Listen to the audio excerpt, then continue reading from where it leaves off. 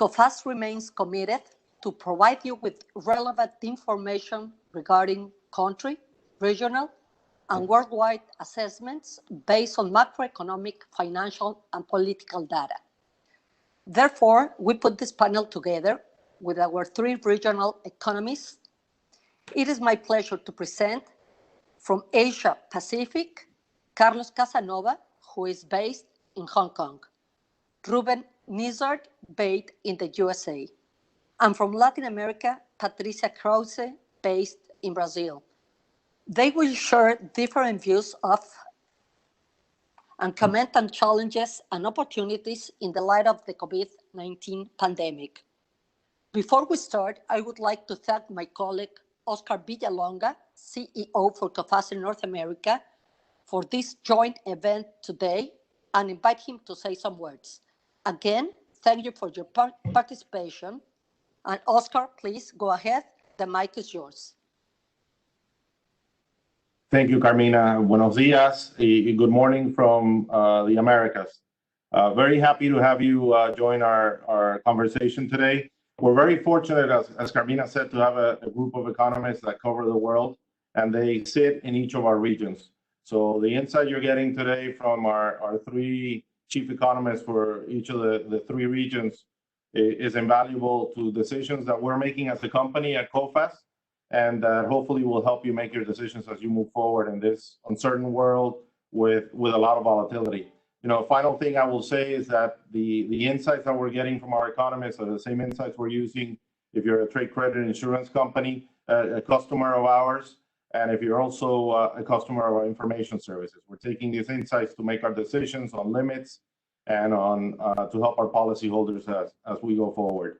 So without further delay, I want to introduce Carlos Casanova. Carlos, thank you for staying up late with us in Hong Kong, and you have the mic.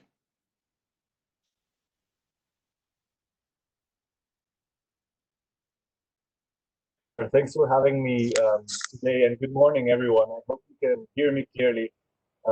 I'm a little bit further away, but nonetheless, I will try the best to speak out loud to make sure you can all hear me. I will start the discussion by introducing our global view, and then I will move on to our view on Asia with a focus on China, because I think that's the key market that a lot of our clients in the Americas will be looking at. First of all, I'd like to highlight that our quarterly barometer for the second quarter was released already.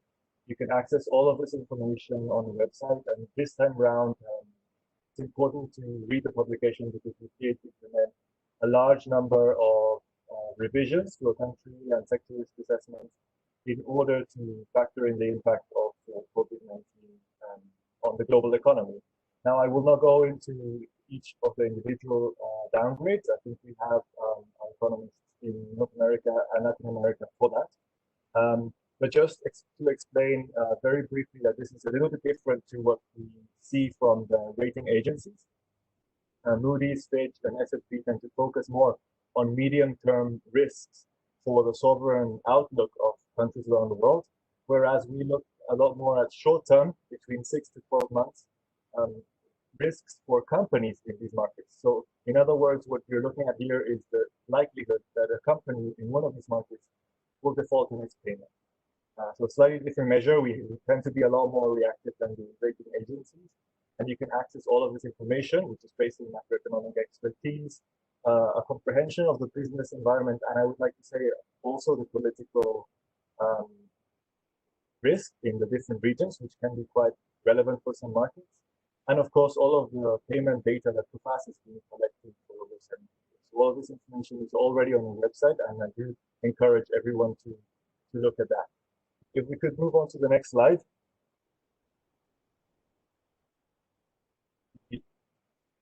View for 2020 is going to be a little bit more negative than what we were discussing as part of the Q1 assessments. We are now expecting global GDP to contract by -4.4%. Again, you have the individual country forecasts in the chart on the right-hand side, but overall the decline seems to be much more pronounced in developed markets in Europe and North America, with emerging markets in particular in Asia, led by China and India, but also Indonesia and Vietnam, still growing positively in 2020. Now, our scenario assumes no second outbreak, no second wave. Our baseline scenario assumes no second wave of COVID-19 in the second half of the year. And in that baseline scenario, we do see global growth rebounding in 2021 to 5.1%. Having said that, there are some risks. If you keep following the news lately, there were more cases in Beijing in the last few days. So there is a chance that we might converge toward the risk scenario. For the purpose of this conversation, we have not included our forecasts for a risk scenario, but there is a chance that we might converge to a risk scenario, in which case that 5.1% expansion in 2021 will look too positive. That's just something to keep in mind. However, in line with our baseline scenario, if we move to the next slide, we do expect to see an increase in business insolvencies around the world. Different markets will have different rates of increase depending on the severity of the lockdown measures, the impact on the economy, and whether the countries had existing underlying fragilities or not. But overall, we are looking at a much larger figure for the combined period of 2020 and 2021, with global insolvencies increasing to 33%. The reason why we decided to combine 2020 and 2021 is that we are not going to see the increase in insolvencies, the increase in claims, and the increase in notifications of overdue quite yet. And the reason for that is that you have a number of economies around the world. India is an example, China is an example, Hong Kong. In Asia, I'm sure, our Latin America and North American economies can comment on the economies as well. But a number of governments have introduced measures to ensure there's enough liquidity and to ensure that companies have a little bit of wiggle room to manage the worst part of the pandemic, which is now seems to be behind us for most of the countries, but not all. And that includes measures like moratoriums on bad loans of more than 6 months in some cases. So it's going to take a little bit longer before we see the insolvencies materialize. Maybe by Q3 or more likely Q4 this year and the first half of 2021, we will see that uptick in insolvency. So that's why we decided this time around to combine 2020 and 2021 figures into one. So that this is the picture that you are seeing in this chart. Moving on to Asia, if we can look at the next slide, we are expecting to see growth in some regions, but most of the countries in my region will also face a contraction in 2020. A big factor driving this contraction is, of course, domestic demand. Some markets have implemented lockdown measures and has dragged down on domestic activity. But the reason why some countries are performing worse than others is because they are more exposed to trade and external demand and the source of tourism revenue. So those two engines of growth are definitely not going to be there in 2020. We've already seen a decline in trade across the region, and that's going to translate into weaker activity for economies such as Thailand, with tourism revenues accounting for almost 20% of GDP. New Zealand, Hong Kong, which is an important re-export hub of Chinese goods to the rest of the world. But Hong Kong is also experiencing its own triple whammy, like I call it, of protests, COVID-19, and the US-China trade war impact on the exporting sector. So Hong Kong definitely going to experience some pressures.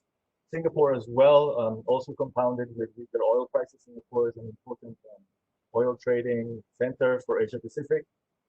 In Japan, we were expecting to see the Olympics providing some support behind domestic consumption, but that is not happening. So for Japan, we do see some weakness again in 2020. And then towards the left-hand side of the chart, in China and Vietnam, they were able to implement measures to contain this virus very quickly. They also have strong government structures that are able to implement stimulus as well, so that is helping these economies to grow faster than the other part of the region. I would like to highlight that in India and Indonesia, we haven't seen the number of COVID-19 cases peak yet. And so it is possible that we will see further downside pressure on those two markets. It's something that we are monitoring at the moment, and we are keeping a close eye on India and Indonesia, because we do feel that the situation could deteriorate in those two markets, in particular in India. the domestic consumption accounts for more than 60% of its GDP, and the number of cases seems to continue to increase. So that's a potential source of risk as well. But over the board, China, Vietnam, Indonesia to some extent should continue to provide some growth. If we can move on to the next slide.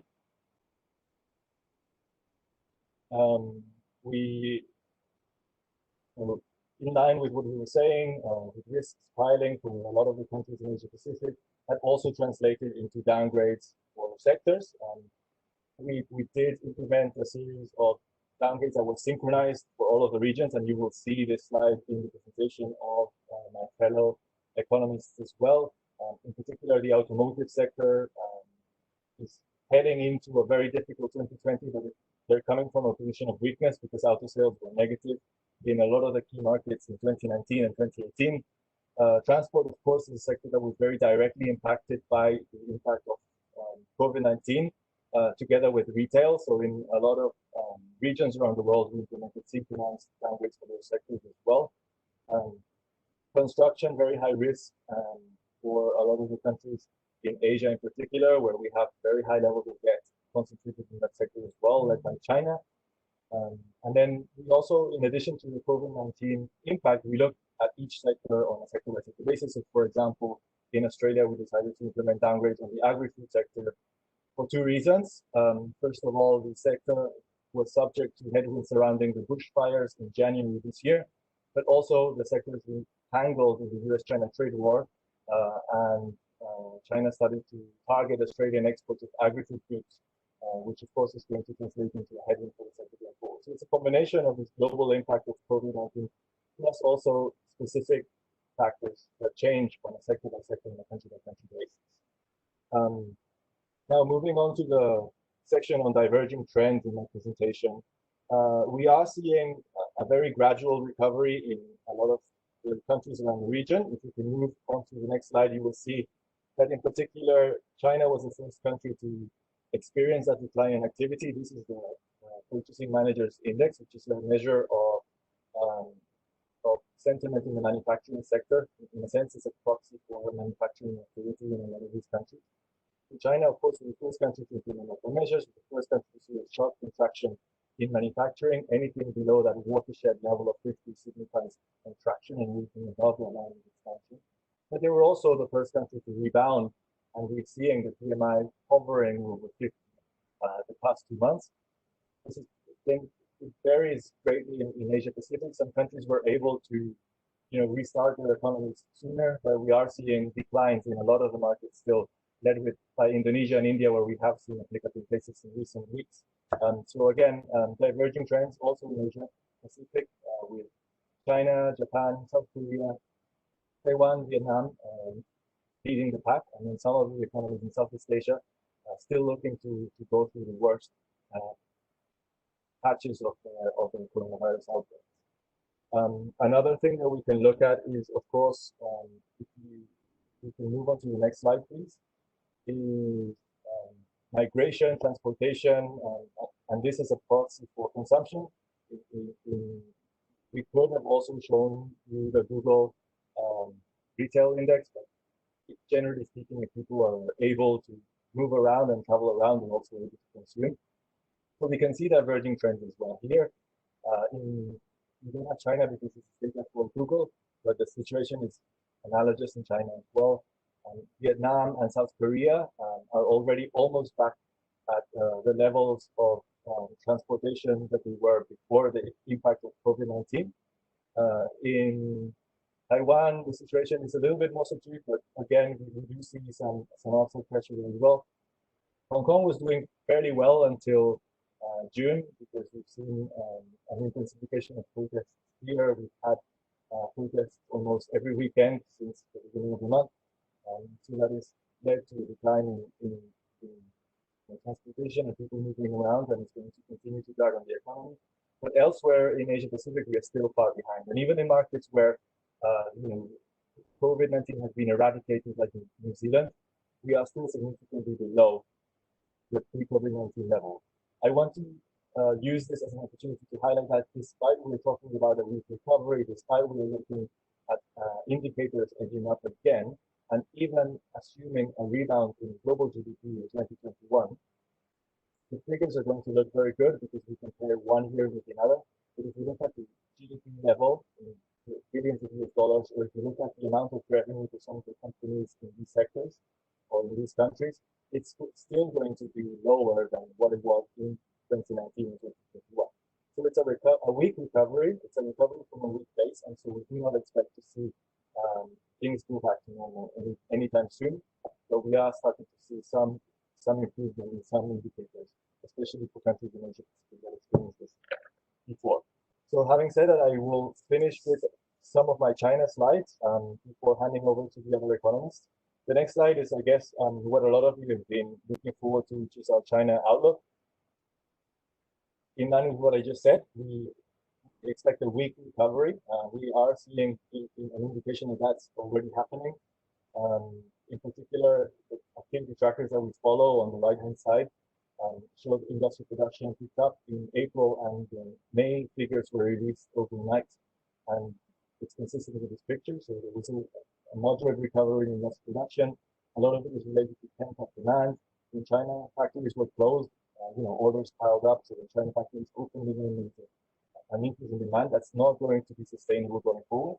So we do not expect to see industrial production being very contractionary like it was in February and March. Retail sales are also improving. However, they're still negative. They were still negative in May, and they were in the first 5 months of the year. They were negative -12%. So it's almost negative 10% in the first half of the year. It's going to be very difficult for China to achieve an increase in domestic consumption at all in 2020. So that's going to drag on activity, and it's also going to drag on exports from a lot of the countries in the Americas that are very dependent on Chinese demand. We do not foresee an increase in Chinese consumption going forward, despite they are doing quite a number of things to stimulate the economy. In fact, our current baseline scenario assumes a -2% contraction in Q2, and then a very gradual recovery in the second half of the year. But that is assuming that there is no second outbreak. In case of a second outbreak, then all will be converging towards a risk scenario, which is a little bit more negative. Of course, this weakness in activity is translating into weaker domestic demand and deflation in China, which is starting to export to other parts of the world. If we can please move on to the next slides, you will see on the left-hand side that China consumer prices and producer prices remain subdued. On the next slide, please. On the left-hand side, you will see that the CPI, the consumer price index, and the producer price index, which is the PPI, continue very subdued. Consumer prices are not weaker than they are because last year we had an African swine flu pandemic in China that was had a very disrupted the domestic supply chain in China. It's been good news for exporters such as Brazil because they've been able to increase exports of meat to China, but it's kept consumer prices artificially high. In line with the stabilization in domestic food supply chains in China, we are seeing that consumer price inflation edging down quite quickly. And of course, if we have negative growth in China in the first half of the year, we would expect to see deflation as well. PPI inflation and producer price inflation, and that's related to everything happening in the manufacturing sector, remains very negative. What that means is that we have excess capacity in many cases. The metal sector is a good example. We saw capacity utilization rates dip below 70% for steel, iron ore, and other metals. And that is exerting downside pressure on prices as well. So whenever you have more supply than demand, you have downside pressure on prices. So that's what we're seeing with that contraction in producer price inflation. In China, when producer prices go down, that also has a lagged effect on profits for Chinese companies. As you can see on the right, there is a direct correlation between producer prices and industrial profits. It smooths out a bit, so it is a 3-month moving average. But we do expect to see industrial profits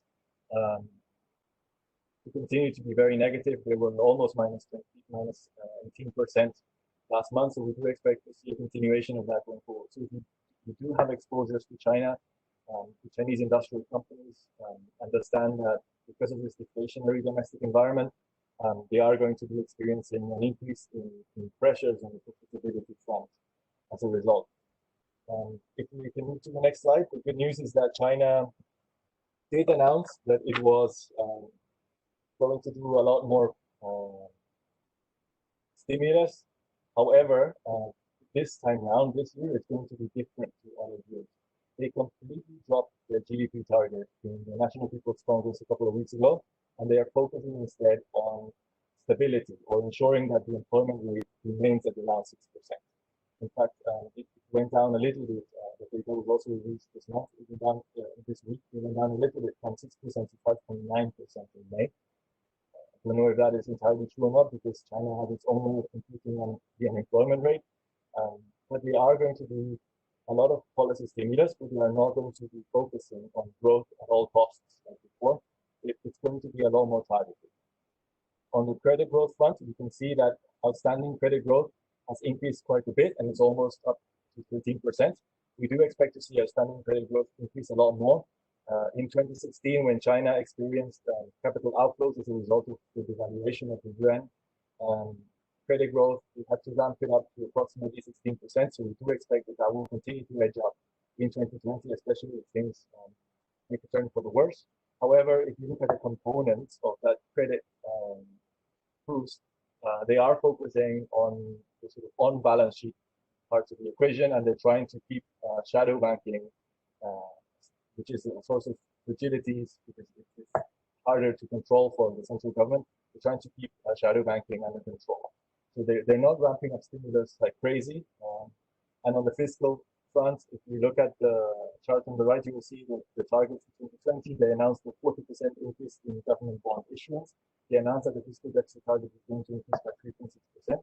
And they also announced for the first time in many, many years that they were going to use special off-budget bonds as well. This does not take into account, of course, all of the government stimulus, all of the spending by local governments through the issuance of local government financing vehicles, for example. If you take all of that into account, we're looking at a much bigger fiscal deficit of around 10% of GDP in 2020. So this is good news. This is supportive for demand of commodities from Latin America, for example, or even technology and electronics from the USA.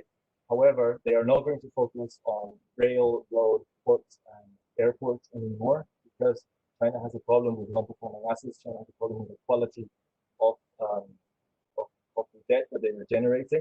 Instead, what they're going to try to do is to focus all of the infrastructure spending on key infrastructure for the future. That means building all of the country's 5G infrastructure. That also means building additional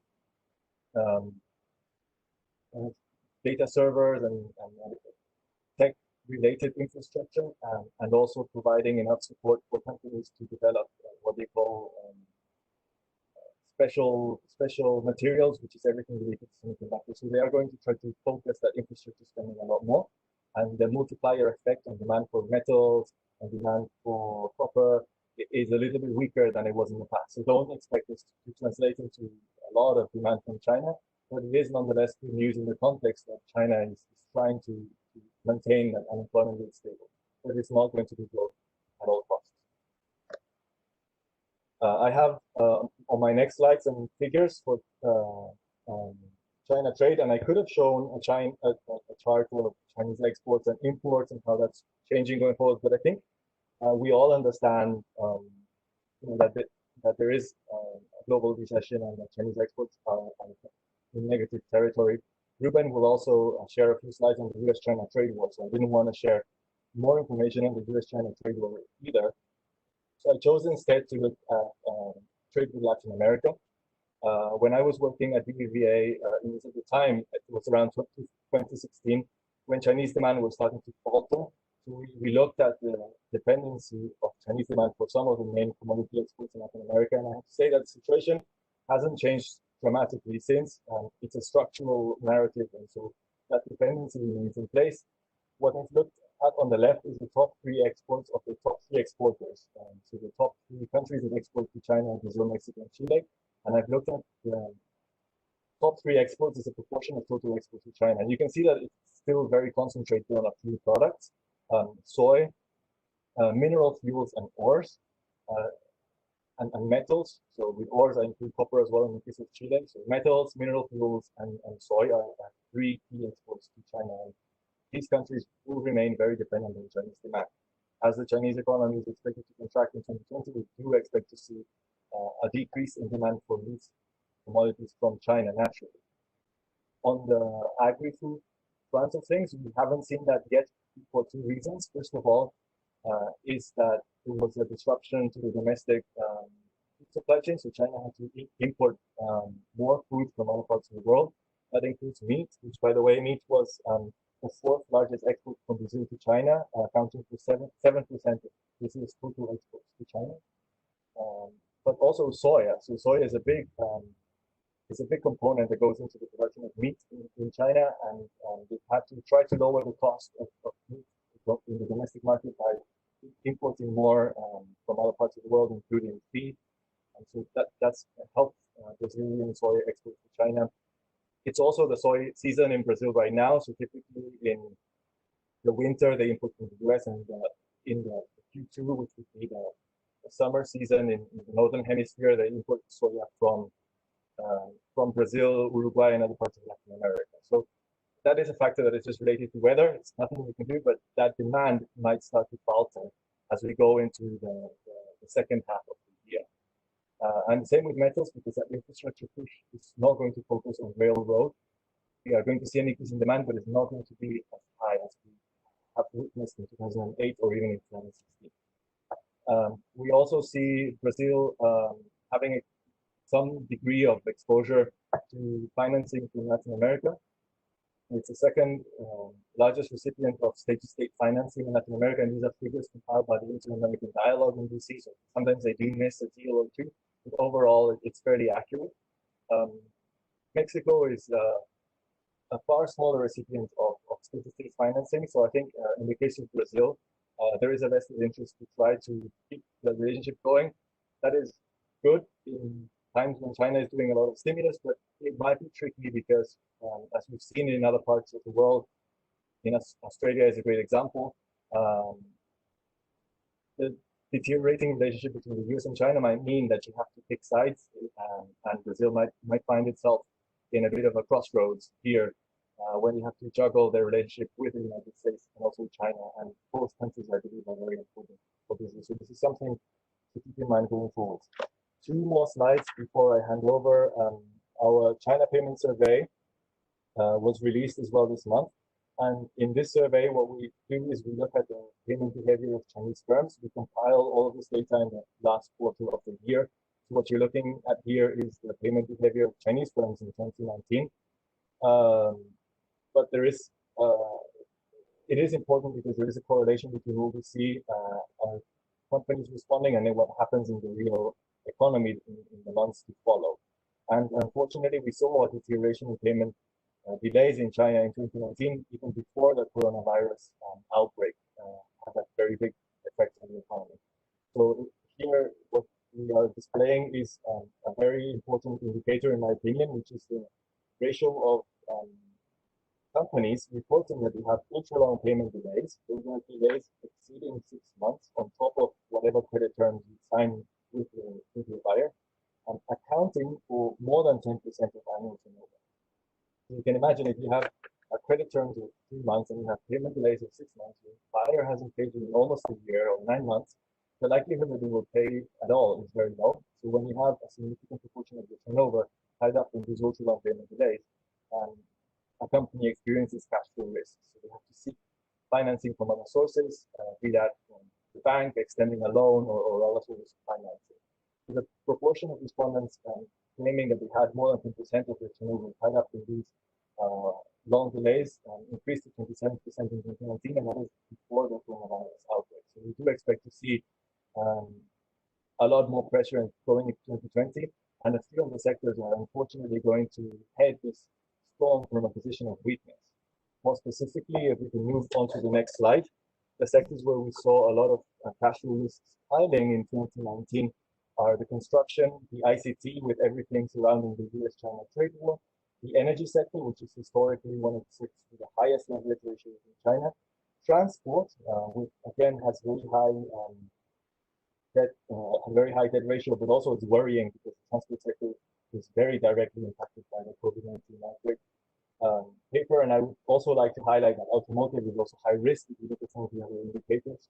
So these sectors are going into this period of uncertainty from a position of weakness.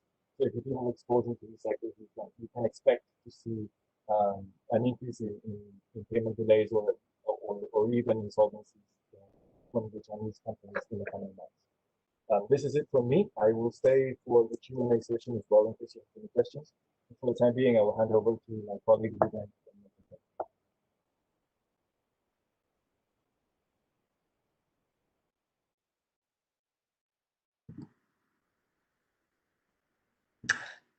Good morning, everyone. I hope you're doing okay in this time of COVID. Thank you, Carlos, for your presentation and the outlook for Asia.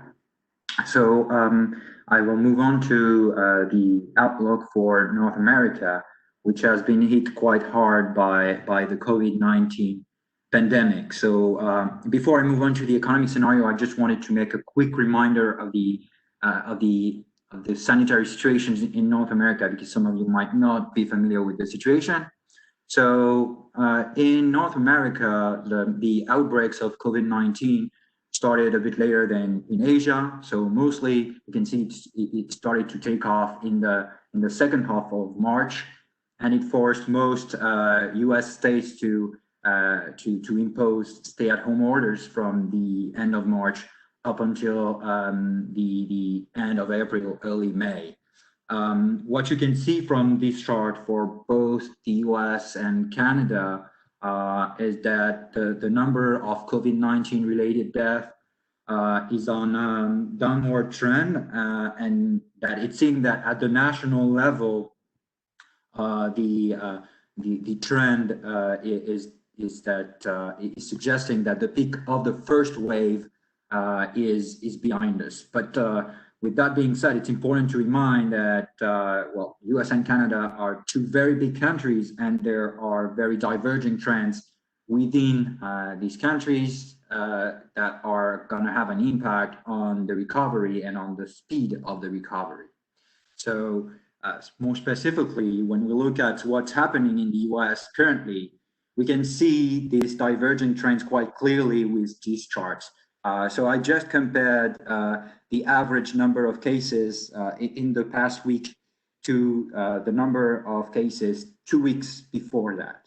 And you can see that almost half of the states in the US are seeing a rise in new cases, suggesting that not only the first wave might not be over, just like in California, where we've seen almost an uninterrupted rise in the number of new cases over the past month, but also in some states, and it's a bit more worrying, and it's probably going to delay the reopening process from the shutdown that has been forced because of COVID-19. We're seeing a second wave. So it's, for instance, the case in Florida, where you can see there's an increase of about 1.2%, suggesting that there are about 2 times more cases. There were about 2 times more cases last week than 2 weeks prior to that. So it's important to look at it. So even if, when we look at the overall figure for the United States and Canada, it might look more favorable. It's really important to have these diverging trends in mind, because they gonna impact the recovery, and it's impacting some of the biggest U.S. states like California that I mentioned, Florida that I've also mentioned, but also Texas, where the number of cases are also rising, and it's gonna delay the reopening process. There are some better news, and the overall trend of stabilization of the outbreak is mostly driven by the 2 worst hit states so far, the New York State and New Jersey, where the number of cases are declining quite rapidly. But even though the northeastern region seems to have the first wave behind, that might not be the case for some southern states and some states on the west coast. So as I mentioned, the COVID-19 outbreak forced many states to implement stay-at-home orders. These stay-at-home orders meant that the economy was on freeze for about a month and a half, for about 6 weeks in most part of the US and Canada. But with that being said, it's important to note several factors about the shutdowns in North America. And I think it's important, this chart shows it quite well, is that the shutdown in North America was probably less stringent than in most European countries and in most Asian countries, and that it was also shorter. So basically on the horizontal axis, you have the average of a stringency index that is calculated based on the policy response of governments, looking at stores closures and schools closures and measures being implemented, and they rank it from 0 to 1 to 100, and the closer you are to 0, the less stringent the lockdown is. The closer you are to 100, the more stringent the measures were. So you can see that there's a close correlation between the lockdown, the freeze in the economy, and the GDP growth that is represented on the vertical axis. And you can see that USA and Canada, which are represented here in green, are mostly on the left-hand side, suggesting that it was less stringent, having a less deeper impact than in some European countries, at least in Q1. But the impact, even though the shutdowns were shorter and less stringent, is already having a very deep impact. So you can see from the chart on the left-hand side, the GDP growth over the past 3 years, and you can see that for the first time since 2014, Canadian and US GDP declined. So Canadian GDP is represented in red and US GDP in blue. And they contracted at their fastest pace since the Q4 of 2008, so since the great financial crisis. Our scenario is based also on the assumptions that the contraction in GDP will be even sharper in the second quarter, with both economies expected to contract at an annual pace of about 33% in the second quarter. And even though we expect a recovery in the second half of the year, the overall figure for year 2020 is going to be negative for both countries, and it's going to be the worst we are forecasting the worst contraction ever for these both countries since World War II, with a minus 5.6% GDP growth in the US and minus 6.1% GDP growth in Canada. As Carlos mentioned, we do expect a recovery in 2021 and positive growth to return in 2021. So in the US, we forecast 3.3% growth in GDP, and in Canada, we forecast 4.5%. But these figures for 2021 both means that the US and Canadian economy will have lower GDP levels by the end of 2021 than they were at the end of 2019. So showing the very deep impact of this crisis and of this great freeze, the great shutdown on overall activity. I think that one very important feature as well of this crisis and of the great shutdown in North America is the impact on the labor market. The labor market and employment has been affected in a way that no other country, at least in Europe and in many European countries, has been affected, with unemployment levels rising to record levels. So you can see that in May, the Canadian unemployment rate jumped to an all-time high of 13.7%, and in the US, it was still standing at 13.3%, which is still far higher than the peak reached in the previous crisis, which was at 10%, and it's still the highest unemployment rate since at least the Great Depression in the 1930s. So it shows how these two charts, they just show how deep the impact was on North America. And I think the one on the right hand side is very important because it's going to have an impact and is one of the aspects why we expect a slow recovery to take place in North America. So this recovery is going to be slow. It's underway, so that's the good news. The latest indicators that were released indicate that the worst of the crisis might already be behind for North America. So on the right hand side, you have the Purchasing Managers Index, so the survey tracking economic activity in the world. You can see that in the US, these composite PMI driven by the services sector plunged to a record low at about 27, suggesting one of the sharpest recovery on record for these indicators. But in May, it started to recover around 36. So it recovered quite sharply, but from, as Carlos mentioned, it's from a very low base. And also what is important to mention is that all these lines are still below the red line, suggesting that even though the economy started to rebound in May with the economy reopening in many states and provinces and territories, the economy was still in contraction in May. And that's why the reason why we're expecting such a deep contraction in the second quarter of 2020. When we're looking at higher frequency indicators, we also have these evidence that the recovery is very gradual.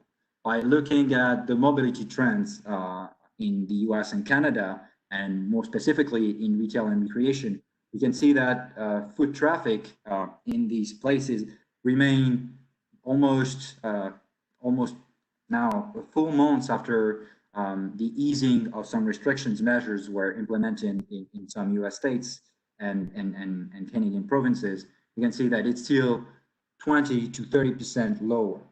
I also added the foot traffic in transit stations to show you that that even in some aspects, the recovery is going to be very even slower than for retail. And you can see that for traffic in transit stations, it's struggling to recover, and it will probably take at least 12 to 18 months to have a return to the pre-COVID-19 baseline and the pre-COVID-19 situation. So that's this recovery is underway. So the worst might be behind us. We have these diverging trends, but the problem is that this recovery is going to take some time. So to support this recovery and to cushion the blow of the Great Shutdown, some unprecedented measures have been taken by the US and Canadian governments. So on the fiscal side, so you can see on the left-hand side chart, the US CARES Act, which is the main piece of legislation passed by the US Congress to support the economy. In the US, it's worst. These fiscal measures are worth about a total of about 14% of the US GDP. In Canada, it represents about 9 to 10% of GDP, these fiscal measures. And they are primarily giving support to businesses to keep employees on the payroll and to avoid that the sharp rise that I showed in unemployment rates stick for longer and is having an impact on consumer-driven economies like the US and Canada. In addition to loans supporting businesses, so that's small businesses to keep employees on the payroll, and a FED program that aims at also to providing loans to bigger companies.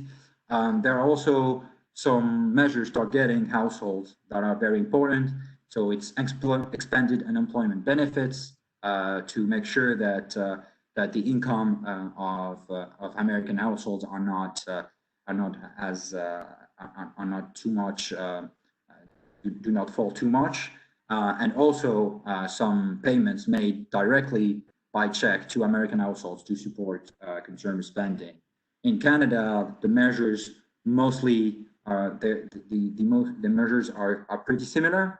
We're also having the support to businesses through loans programs and rent relief, so to help businesses keep employees on their payroll. The main difference is that we're not having these direct cash payments to households, and also the Canadian government has not yet unveiled targeted measures for distressed industries like the US did, for instance, with the airlines, with grants and loans to the airlines that were very specific and more targeted. In addition to the fiscal policy measures, we're also having an unprecedented response on the monetary policy side. So both Canada and the US cut their interest rates to record lows near zeros. So they're back to the level that they were a decade ago after the great financial crisis. And also both central banks implemented very rapid and very aggressive asset purchase programs to make sure that the financial markets keep some liquidity and to avoid a credit crunch in the economy. And you can see that it's very aggressive with the Federal Reserve balance sheet that has swelled over the past 2 months, and with the Federal Reserve balance sheet swelling to $7.2 trillion US. So it's about a third of the US GDP, showing the magnitude of the policy response being implemented. But it's less difficult to see the result of the monetary policy measures, but we are always seeing some evidence that the fiscal policy measures are providing some supports to income. So that's some of the good news. So that's what you can see on the left-hand side chart. So this is the change in personal income since the month-on-month change in personal income since the beginning of the year. And you can see that in March, as the shutdown started and as the crisis started, wages and salaries started to contract quite sharply, driving down personal income by 2%. But in April, it's quite surprising, it rose by more than 10%, income rose by more than 10%. And it's been mostly supported by these fiscal policy measures with this green bar that is called government social benefits to persons, and that include the expanded unemployment benefits and also the one-off cash payments to American households. But the thing is that wages and salaries continued declining, and it's a worrying signal for the rest of the recovery, because the government social benefits to persons are temporary measures. And by the end of July, most of these government supports is going to end, and it's not very clear what will become of the income of US households. And it's bodes ill for consumer spending that has been suffering because of the lockdown and because of the uncertainty. You can see on the right-hand side chart that already the personal saving rate in the US has jumped to an historic high of 33%, because people, even though they saw their income increase, were quite reluctant to spend in April because they were cautious, because their financial situation was uncertain, and also because obviously a lot of places were still closed. And most of the scenario will depend on how much the households, American households, will tap into the savings in the next few months. But in our view, they're probably going to remain cautious. Why is that?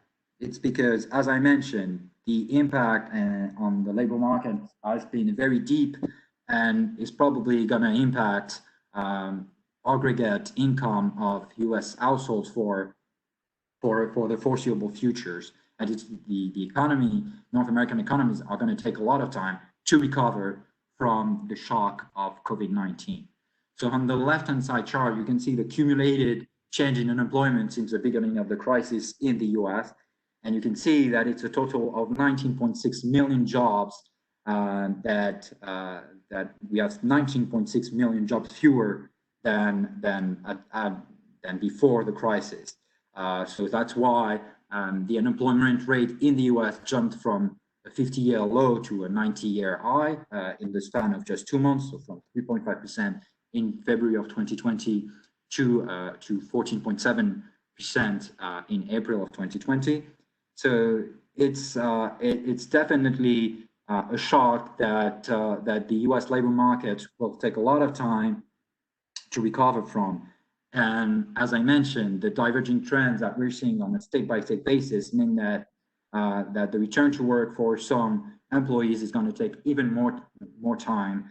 And even though we've seen some kind of turnaround in May with an increase of 2.5 million in jobs, it was mostly people returning to jobs in the economy's reopening, and it's unlikely that the 10% losses that we're going to recover the 9/10 of the job lost because of this crisis as fast as they were lost.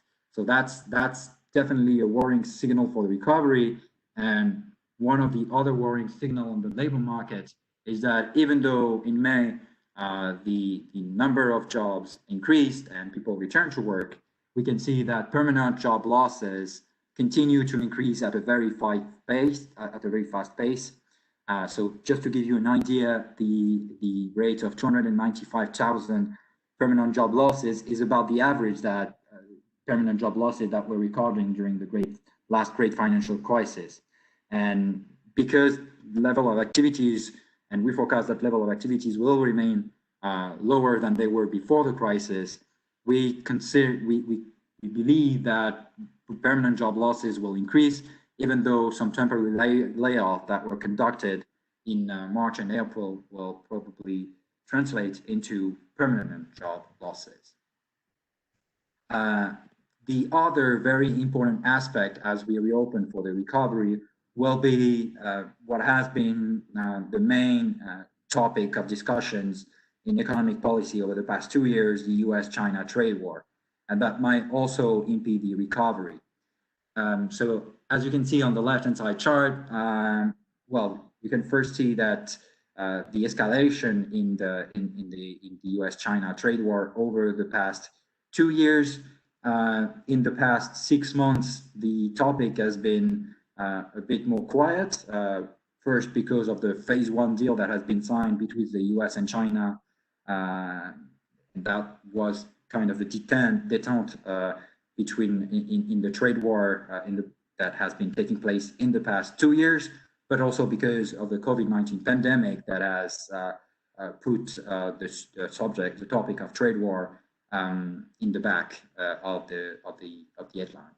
But as the economies are reopening, the topic is very much back in focus, and we've seen escalating tensions again in May and June taking place between the US and China. So interestingly, these tensions are both on the trade front, because, well, you can see from the right-hand side chart that China is struggling to meet the commitments made with the phase 1 deal, and that they will probably fail to meet the targets set by the phase 1 deal. So that's one aspect. But the US administration's accusation that China was responsible for the COVID-19 pandemic is also prompting further strains on relations, and other policy topics are also putting a lot of strains on the relations. And we've seen in May the US impose some sanctions on Chinese firms, on 33 Chinese firms that will notably that will notably put pressure on purchase of U.S. goods, and we will probably see in the next 6 months, as the economy reopens and as the U.S. moves towards the presidential elections, more of these sanctions, and that might be the new phase of the trade war, not so much on the tariff front, but more on the sanction front, and that will have a deep impact on the recovery and could slow further this recovery. So what is the impact of this scenario on businesses?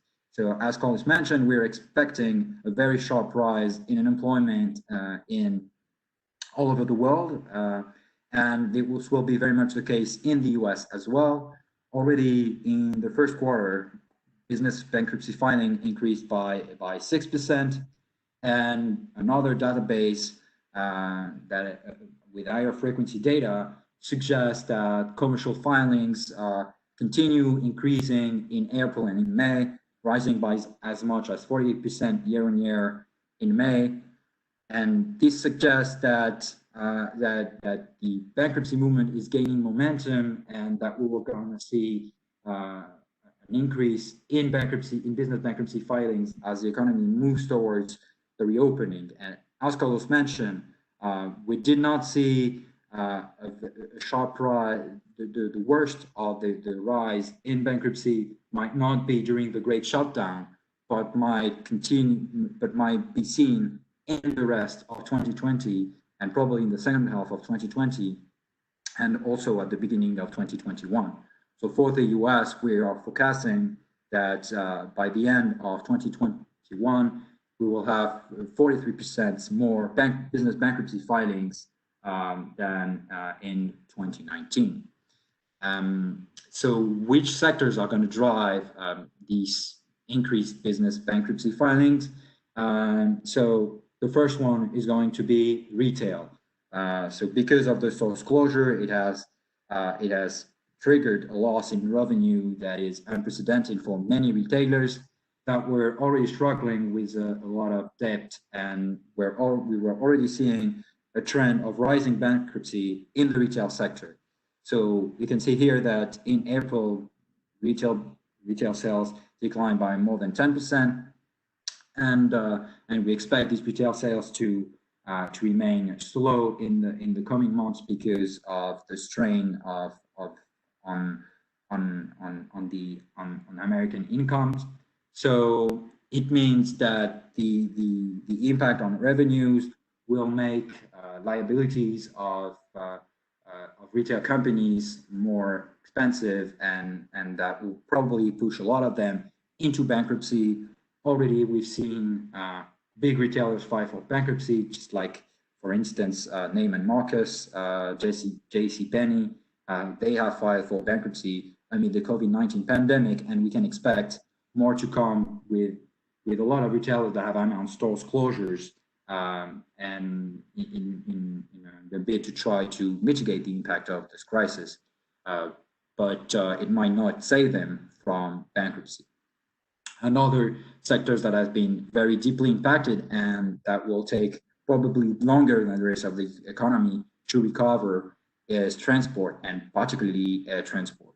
So you can see from this chart on the left-hand side that the numbers of travelers going through security checkpoints is on demand. So that's a positive development, but it's still 20%. It's only 20% of the levels of passenger that were going through the security checkpoints in 2019, and it's probably going to take years before we go back to the number of passengers that we had in 2019. The reason is that travelers are going to remain cautious because of social distancing measures. Airlines are probably continue to implement social distancing measures, reducing seat capacity. So that's why we're expecting a slower recovery. And we've already seen some major airlines file for bankruptcies all over the world. For instance, Flybe in the UK, and we can expect that the sectors will be very deeply impacted and will also be one of the driver of the rise in bankruptcy. Another sector that will be the driver of this bankruptcy is the energy sector, and more particularly the US and Canadian oil sectors. So as you can see, because of the COVID-19 crisis, oil prices plummeted quite dramatically in 2019, falling from above 60% at the beginning, from above $60 at the beginning of the year for a barrel of WTI, and even going through negative prices in late April. So because of this fall in oil prices, a lot of US and Canadian energy companies have been forced to cut into new drillings and to cut investments, to cut their productions. The US production has already declined by 15% since late February, and considering the level of debt that many US shale producers have taken over the past 2 years to increase production and to allow the US to become the world's leading producer of oil, a lot of them are going to be forced to file for bankruptcy, and we've already seen this rising trend in bankruptcies in April and May, with diamond drilling company filing from bankruptcy, for instance, Whiting Petroleum also filing from bankruptcy. And you can see from the right-hand side chart that we expect that in 2020, that just the exploration and production companies in the US and Canadian oil and gas sectors are expected to reach a record level in 2020, and they will probably continue to increase through 2021, as many of them have been forced to cut on spending and then to cut on productions and have negative cash flows at a time of financial stress.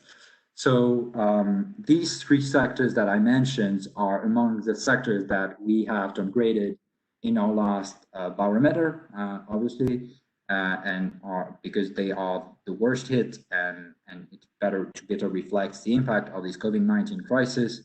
But you can see that we've also downgraded other sectors. Most notably, we have also downgraded the automotive sector. So just as Carlos mentioned, the double whammy of the impact on supply chains, but also the impact on demand is putting ill for the sectors in 2020, and that's why we decided to downgrade the sector in both the US and Canada to very high risks.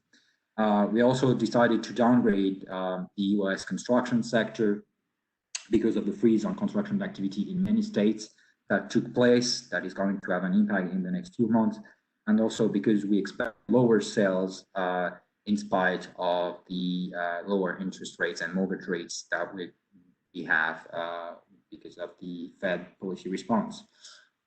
So that's the sector that we expect to be the drivers of these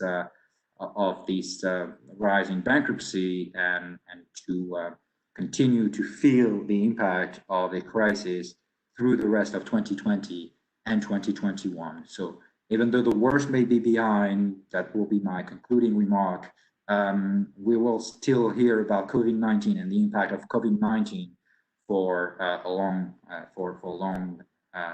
time. So I will. That concludes my bit. I will now hand over the mic to my colleague Patricia, that will detail her scenario on Latin America. Thank you for your attention.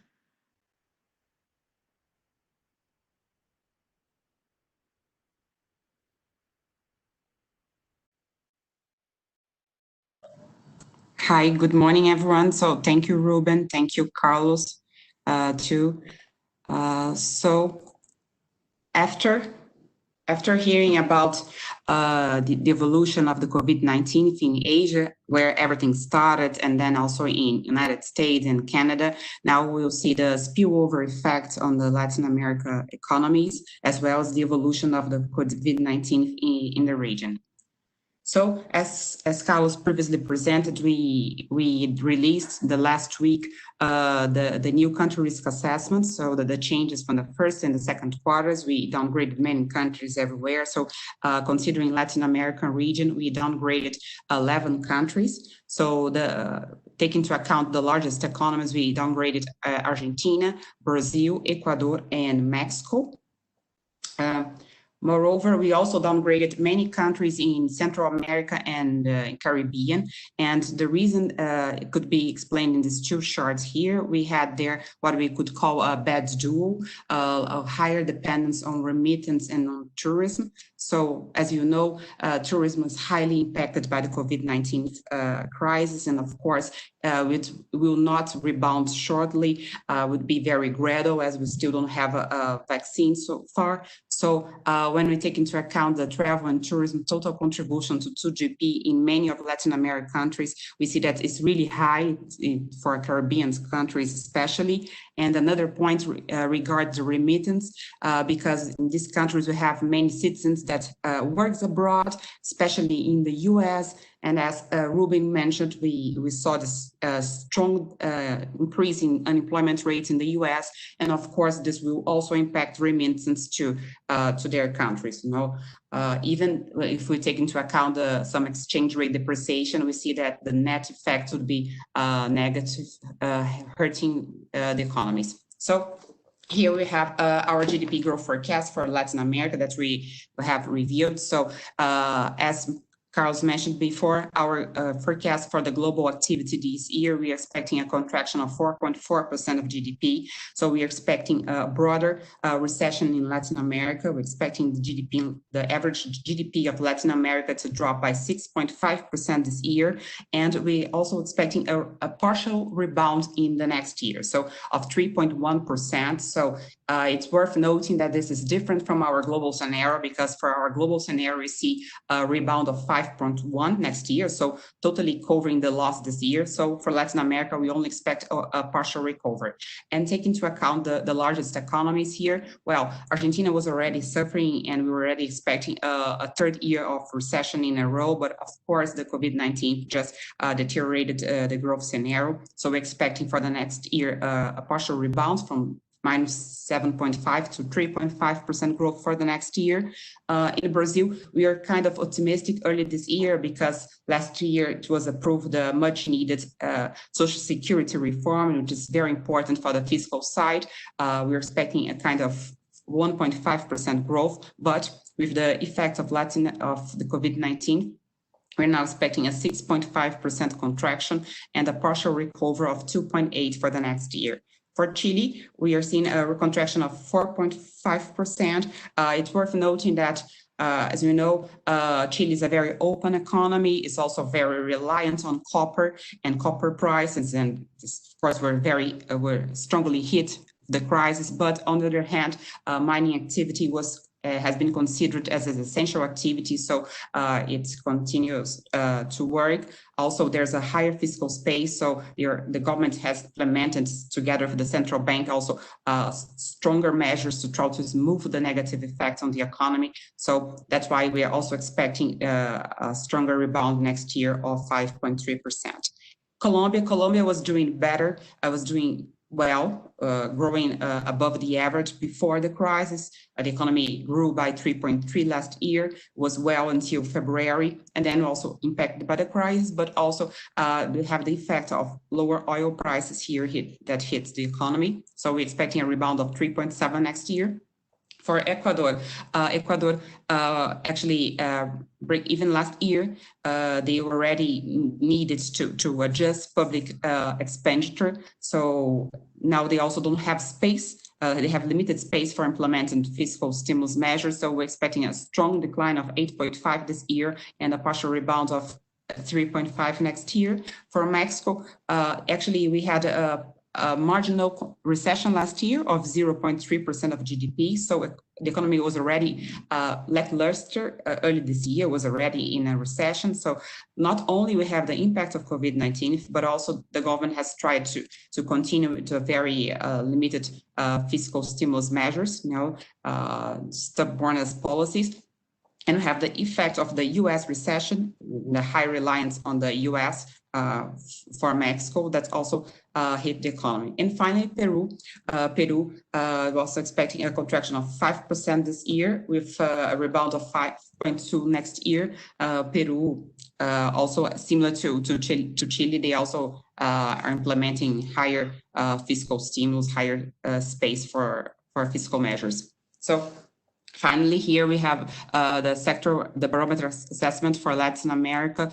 So again, similar to the countries, the other regions, we also downgraded many sectors in the many assessments in the last 2 quarters. So we downgraded actually 16. Yeah.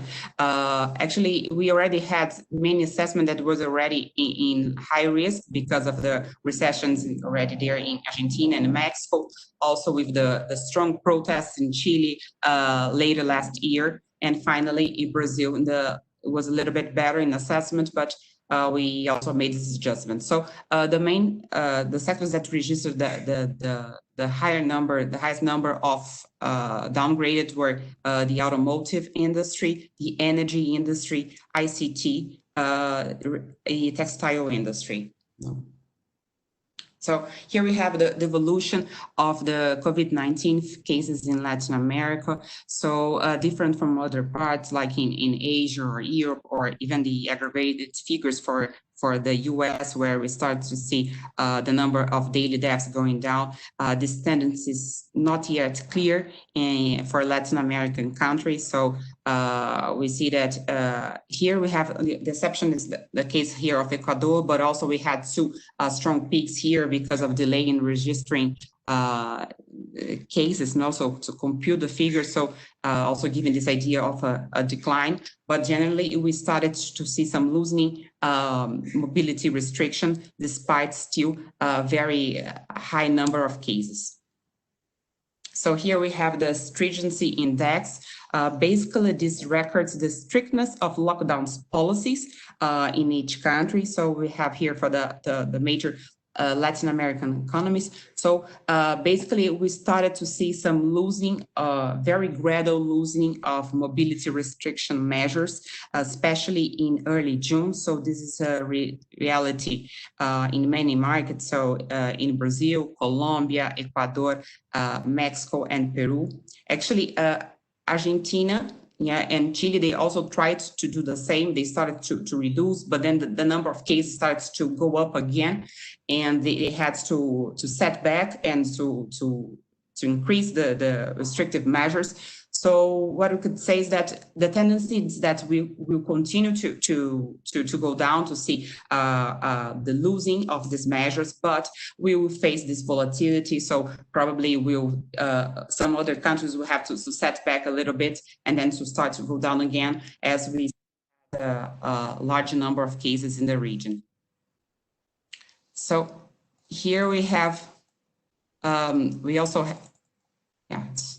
here we have the high frequency indicator, so a tracker of activity for retail and for recreation mobility, actually for leisure, so park, people going to libraries and so on. So we have the evolution since our baseline point, that is before the COVID-19 hitting the region until nowadays.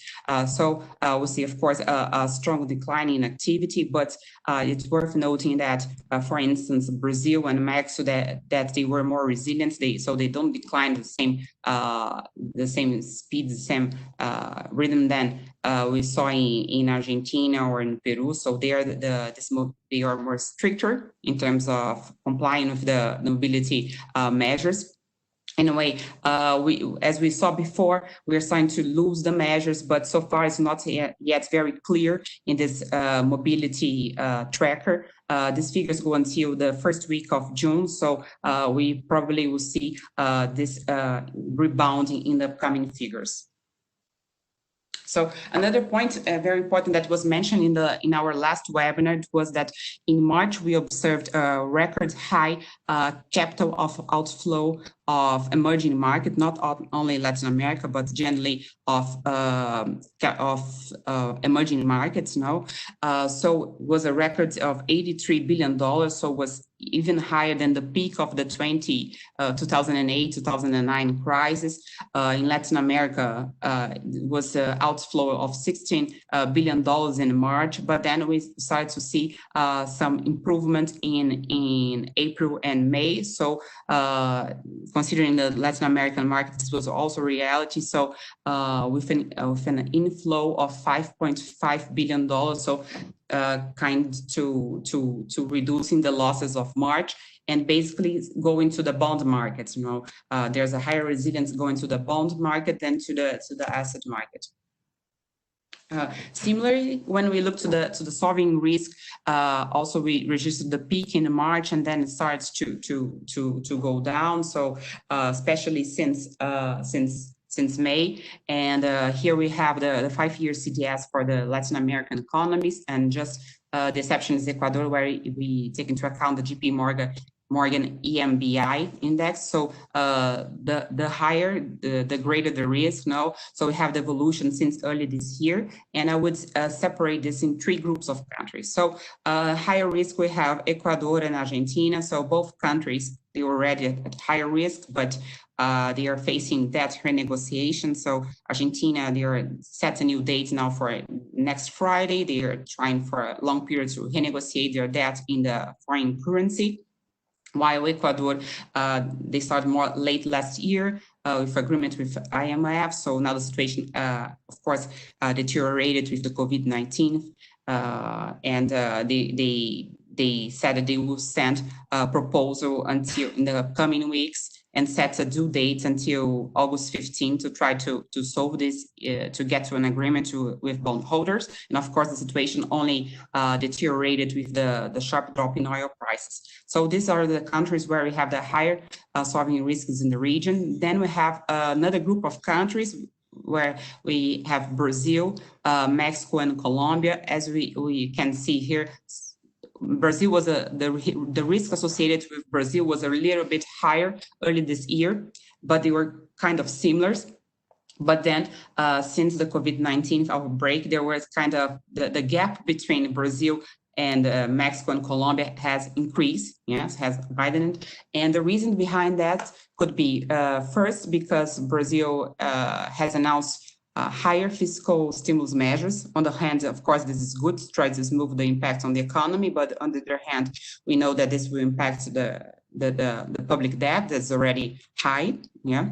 Another point here is that we also saw some political sparks in Brazil. So this could also have contributed to this figure. And finally, the third group of countries, where we have Peru and Chile, both countries still with a higher risk compared to early this year, but as they have a higher historical commitment of fiscal discipline, they still are assessed as a better risk in terms of sovereign risk.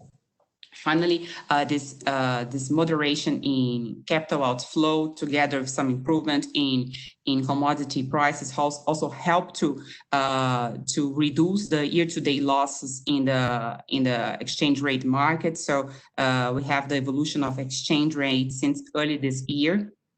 Well, the Brazilian real was the currency that was the hardest hit currency. So not only due to the reasons that I mentioned before, but also it needs to take into account the sharp reduction in our policy rate, Selic, so reducing the incentive for sending or investing in Brazil. So together with Brazil, we also have a depreciation of 17% in Mexico, 16% in Argentina, 14% in Colombia, 5% in Chile, and 4% in Peru. So it's also worth noting that in Argentina, this figure is artificially low because, as you know, Argentina has increased capital control since last year due to the the limited international reserve, foreign exchange reserve. So they continue to increase capital controls in the country. So when we look to the black markets, to the parallel exchange rate markets, the gap between the official rate and this parallel market is around 70%. So it's only increased. This means that even with this big difference, people are still trying to assess the black markets due to the high uncertainty in the country. Finally, here we have some lead indicators for economic activity in the second quarter of the year. So we expect the worst of the recession in Latin America to be observed in the second quarter of this year, of gradual improvement in the following quarters. But it will depend from one country to the other if this will be the worst month in April or May. So here we have in the first chart the Purchasing Manager Index for the manufacturing activity until May. So we have for Brazil, Mexico, and Colombia. In these three markets, it registered a strong drop since the COVID-19 outbreak, reaching the weakest point in April, and we already start to see a kind of rebound, although it's still well below the 50% thresholds which separate contraction of growth. So this means that probably we'll start to see a very gradual improvement ahead. On the other hand, in the second chart, we see the behavior of consumer confidence index. This is for Chile, but it could be for other countries as well, because it would show a similar behavior anyway. We see that that consumer confidence takes longer to recover. So this goes in line with what Krause previously showed regarding the recovery of industrial production and retail sales in China. So it's easier to return to production while demand takes longer. It's more gradual to recover as we had higher unemployment rate, as uncertainties remain very high. So people are trying to save more. So we see that this is also being reflected in Latin America. Finally, here we have the measures, the fiscal monetary measures taken so far by the largest economies. So basically, the fiscal measures, they aim to of course increase the expenditures in health, but also to help the informal market, because as you know, Latin America job markets is very informal. We have roughly 50% of the jobs are informal, so they are very vulnerable in this time. Also measures to try to protect the companies, also to protect the formal job market, you know. So this varies from one country to the other. So as I mentioned before, Peru and Chile, they have higher fiscal space, so they are also implementing higher fiscal package. And Brazil, despite the limited space, they are also with high stimulus measures. On the other hand, we have Argentina, Colombia, and Mexico with more limited fiscal measures. In terms of exchange rate of interest rate, they continue to slash interest rates in the last month. So now we have very limited space for continue to reduce. Actually, it's already in real terms. So excluding the effect of inflation, is already at marginal negative levels in Peru, in Chile, and in Colombia. And in Brazil, due to the high fiscal deficit, the central bank has analyzed that they cannot go to a negative interest rate. So actually, today they will meet for announcing the new policy rate. They will probably reduce to 2.25% and then remain in 2.25. So we also see the central banks taking measures to try to assure liquidity, so like reducing compulsory rate. But of course, in a moment where we have seen a higher risk aversion, sometimes it is not enough to assure that this will reach companies that will assure a better interest rate. So some central banks in Latin America are starting to take into account measures used in the previous crisis and used now again in developed markets. So the quantitative easing, so buying public bonds or corporate bonds. So Chile and Colombia started with these measures, mostly in Chile, but also a little bit in Colombia as well. Brazil Central Bank was authorized by the Congress, has not started yet, but it's also a tool that could be used. So it's a way to assure that to help to reduce interest rates and help companies in the final aim. So it's another important point going on here. Here we have the behavior of foreign trade for the largest economies. So actually last year, foreign trade was already suffering, first because of weak growth rates in the region, but also because of the trade war between China and in the US, that also have some negative spillover effect worldwide as a very globalized supply chain. So now, of course, the scenario only deteriorated. So when we look to export and import figures, both are declining in all markets. So we have here the last month figures and make a year-on-year comparison as well as the accumulated figures. What we can see here is that the last month the decline was harder than in the accumulated, so it's going down, so it's deteriorating the last months. Yeah, exports as well as imports, and it's also interesting to observe different kind of behavior. So, like we see the case of Brazil and Argentina, which they are more dependent on exports of the agro products of soya, but also other products that are more resilient. So the decline in exports are not so high as in other markets. Like in Chile is another example. Chile, there's this high reliance on mining. Of course, it is hit by the lower international prices, but it's not so. The impact is not so high due to the fact that the mining activity was considered as an essential activity in Chile. But on the other hand, we have the example of Ecuador and Colombia that's starting to be highly impacted by the effect of lower oil prices. Also in Colombia, it's worth noting that the main products are oil and also coal. That's also hit by the prices are also hit by the crisis. So a strong decline, while in imports has remained kind of resilient. So this is a kind of a risk. And in Peru, it's interesting to notice that they have a kind of product export baskets that's similar to Chile, but the difference here is that in Peru, mining activity was not considered as essential activity. So that's why it's registering a sharp decline, while in Chile, it has remained kind of resilient. And finally, Mexico exports started to be are hit now, and especially with the strong decline in activity in the US. So this was also driven by the lower manufacturing exports.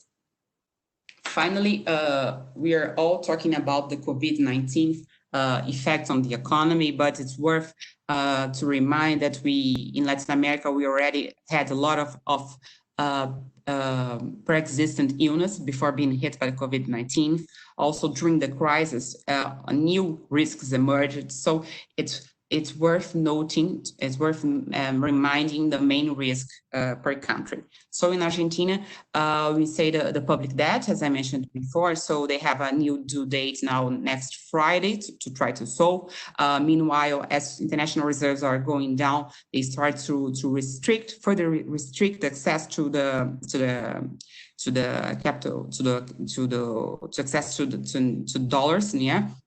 So this is also impacting companies, could impact economies, companies exporting to Argentina. Actually, we already saw companies already complaining about that, some delays in receiving because of the controls of central bank, and this could hit especially components of durable goods, yeah, because others like fertilizer that are very important for the agricultural activity, or intermediary goods that will be used for the industrial process in Argentina, they have a higher resilience, so there's a risk to be monitored. And finally, we had an agro trading company, a very well-known company there that was in Chapter 11 protection, and that the government decided to nationalize. So this was very criticized by the business community, and is a also points to be monitors, as we know that in the previous government of Kitchener, there were high interventionism coming from the public side. So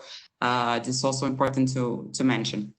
In Brazil, well, we have the higher political risk, and this will take a toll probably in the reform agenda. That will be the reforms necessary after the COVID-19 crisis. There are some rumors of impeachment going on in Brazil, but I'll say that this is not our baseline scenario. Actually, the government is increasing its support in the Congress now. So according to the estimates, they would have enough support to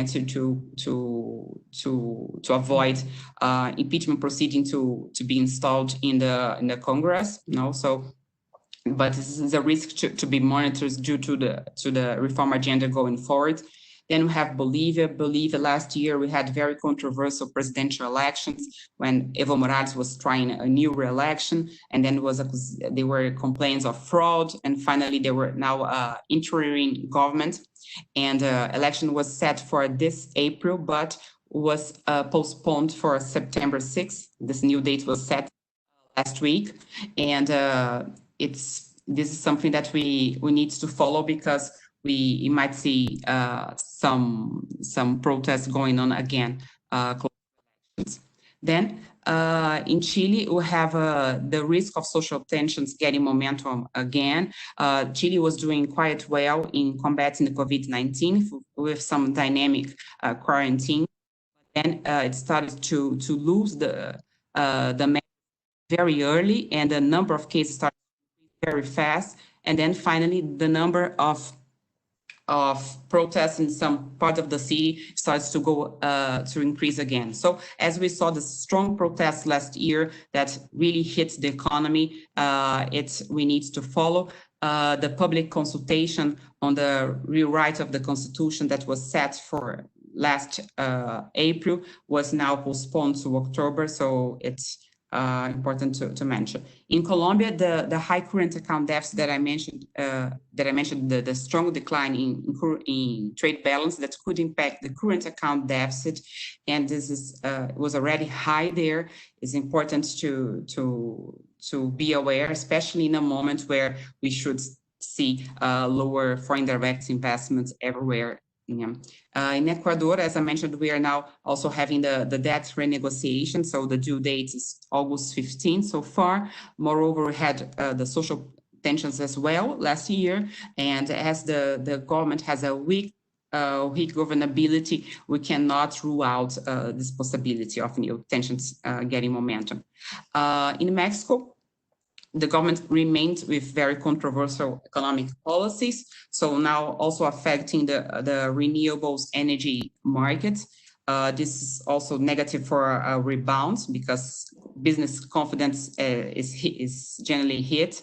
We also have the negative effect of the recession in the US. And finally, it's worth noting that the USMCA, so the agreement together with the United States and Canada, the renegotiation. So it will enter into effect on 1st of July, but not all companies, especially in the automotive industry, they are ready to be able to comply with rules. So in Mexico, they needed to make some adjustments in the rules to pass reforms in the Congress, but due to some closures due to the COVID-19, they are late.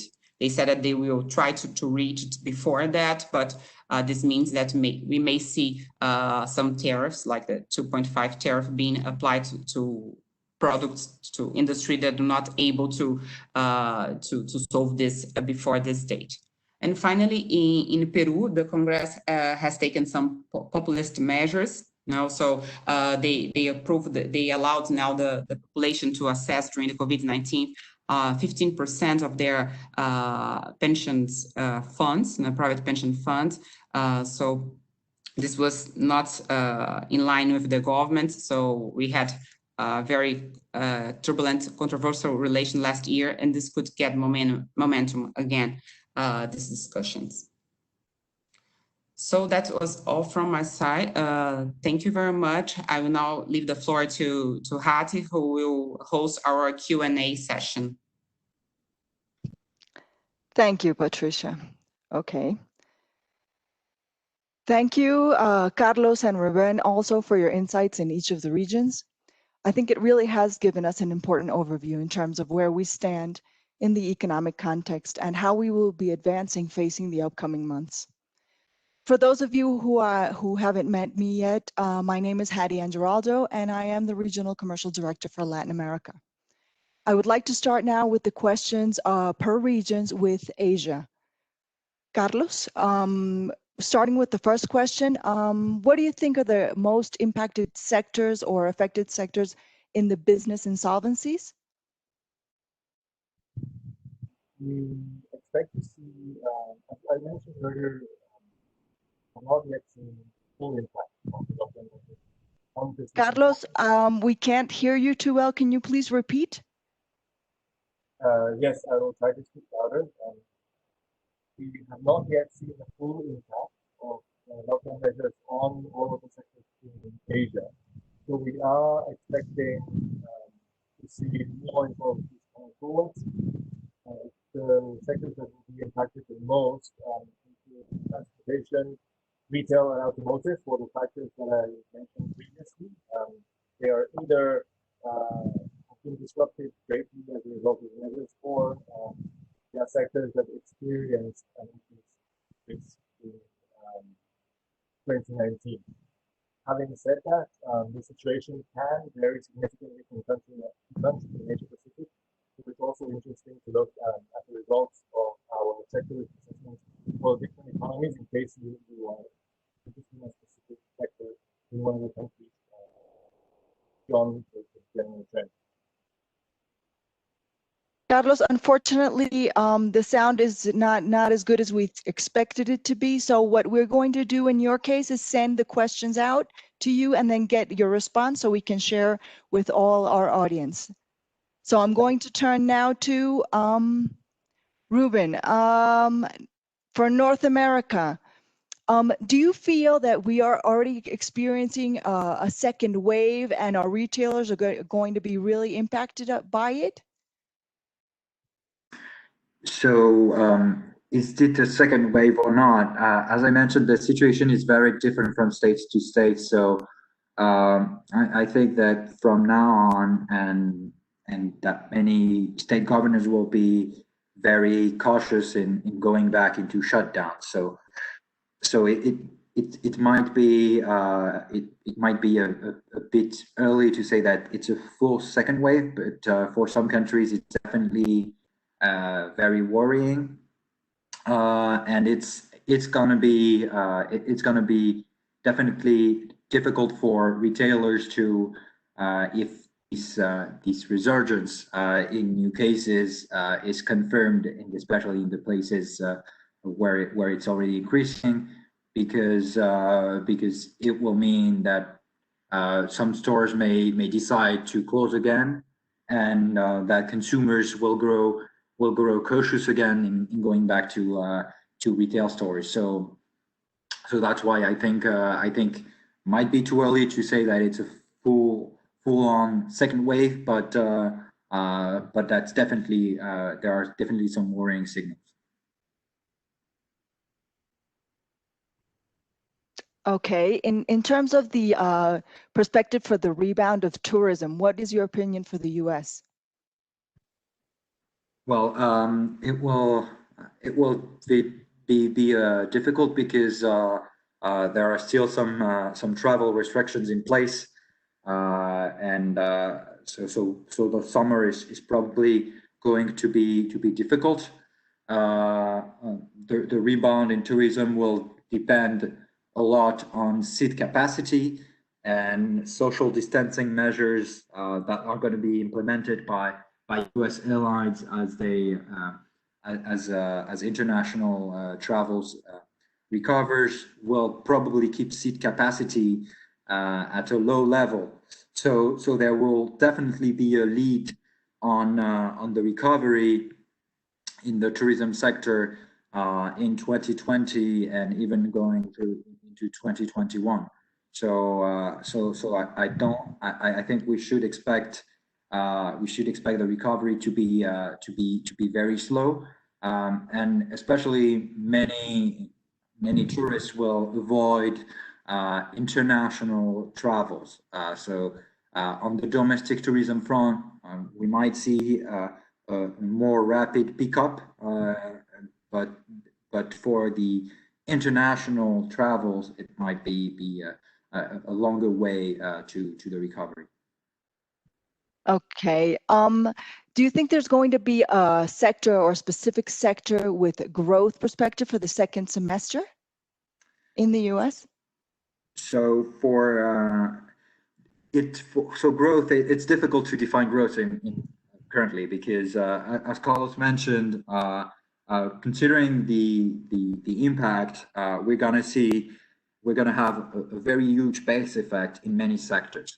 So definitely in almost all sectors of activities, we're gonna see a rebound from the lows of March and April.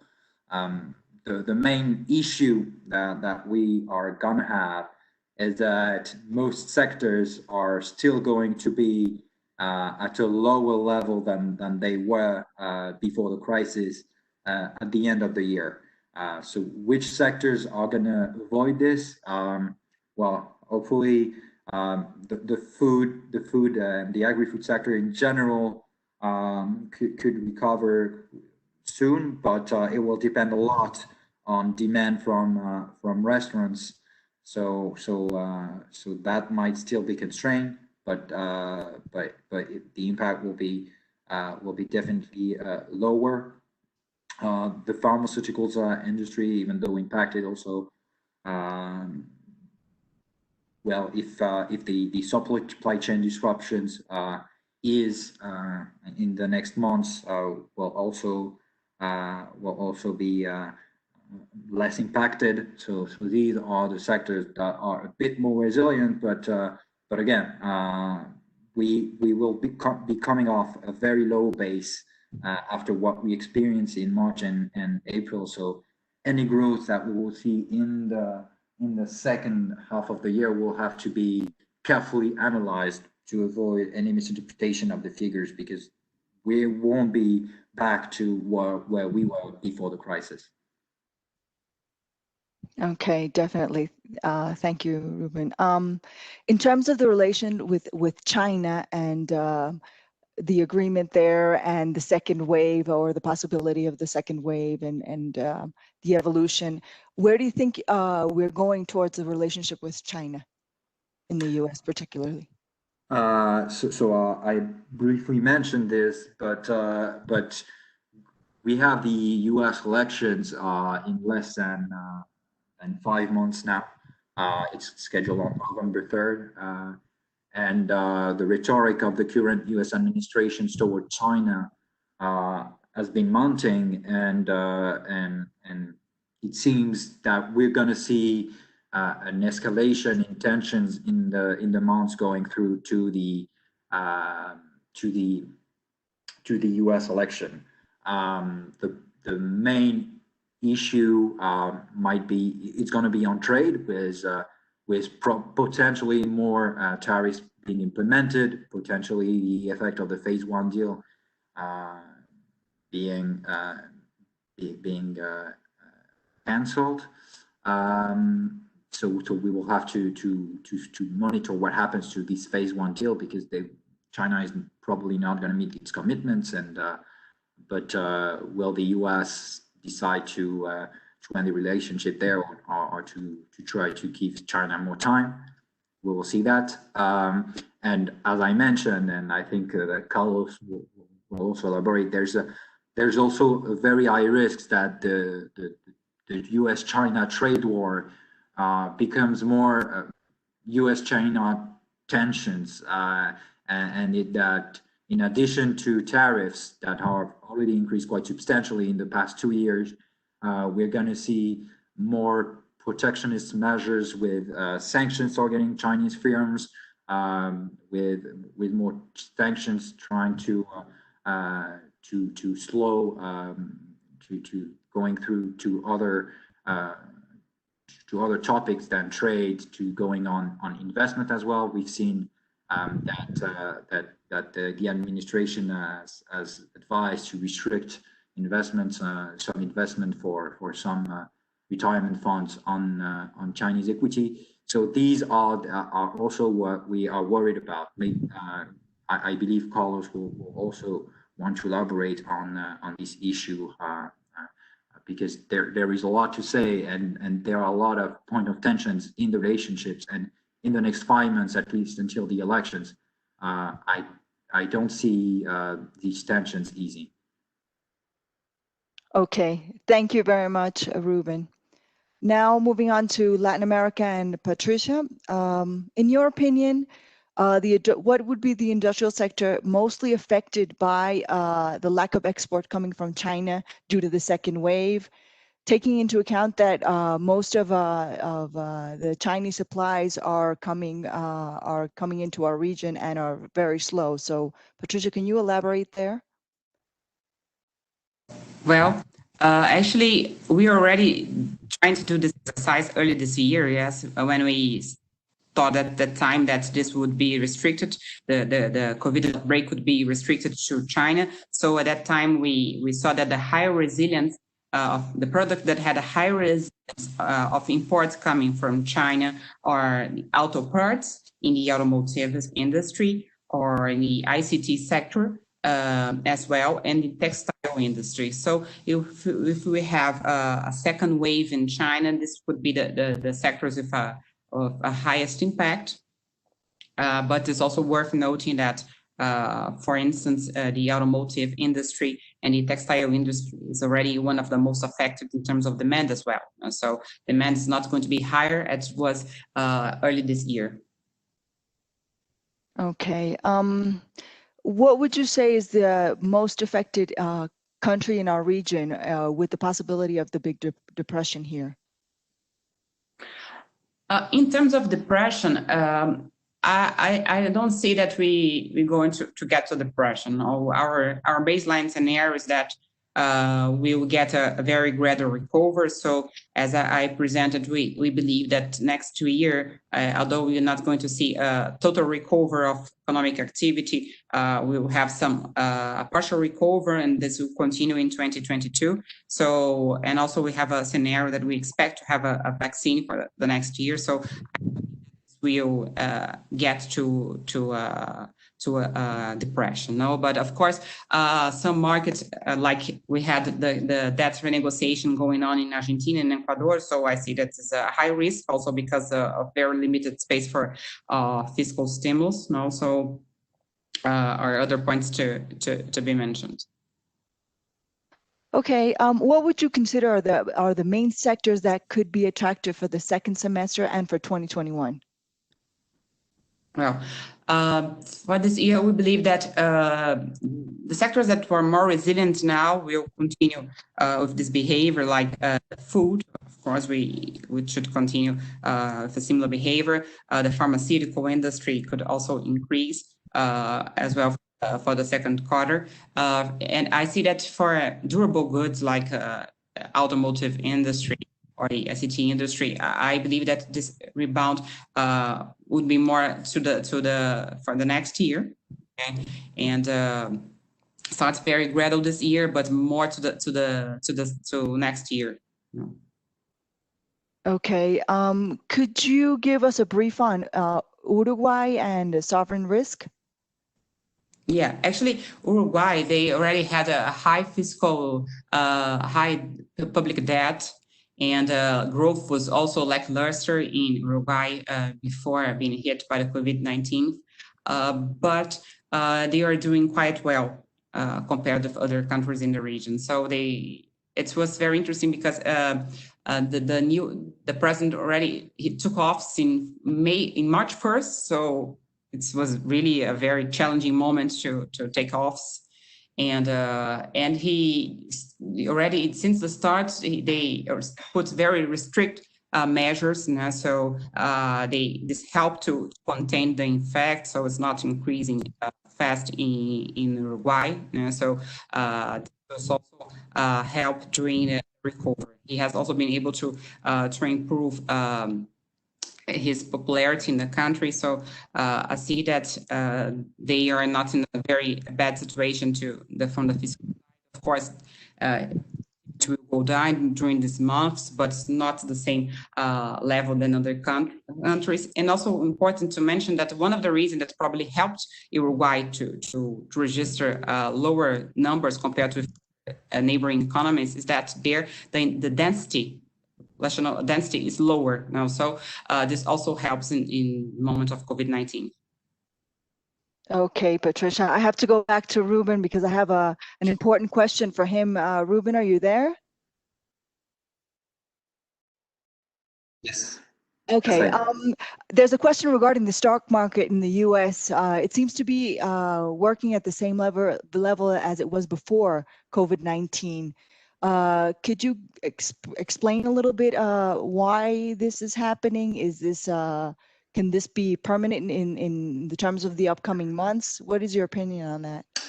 The equity market's been very dynamic in the US and recovering to its pre-crisis level from last week. So that's something that's a bit surprising, considering when we looked at the earnings, the earnings released in Q1, they were very negative, and most companies were saying that they were expecting the impact to be even bigger in Q2. So this recovery is definitely at odds with what we're seeing on the economy, which is still lower than it was at the beginning of the year, despite the recovery. It's also at odds with what we're going to see for companies in the next month with the release of the Q2. So I do think that there's a lot of optimism. I have seen that this morning they're rising quite rapidly in response to the latest retail sales figure.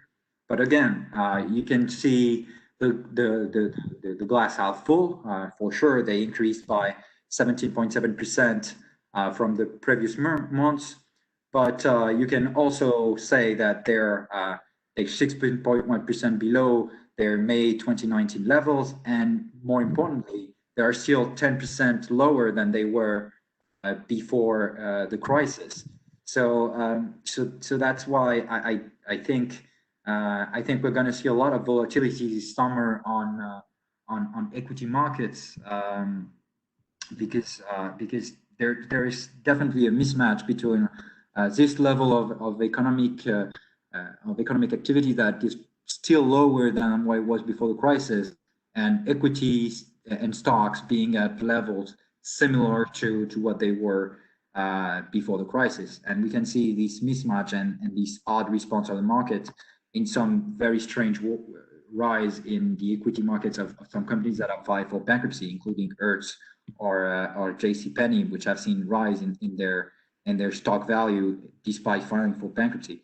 So there's definitely something strange going on in the market, and it has probably gone a bit numb because the US market has probably gone a bit numb because of all the monetary policy support that has been thrown out and the search for yield. But so that's why I anticipate some more volatility on equities in the months to come.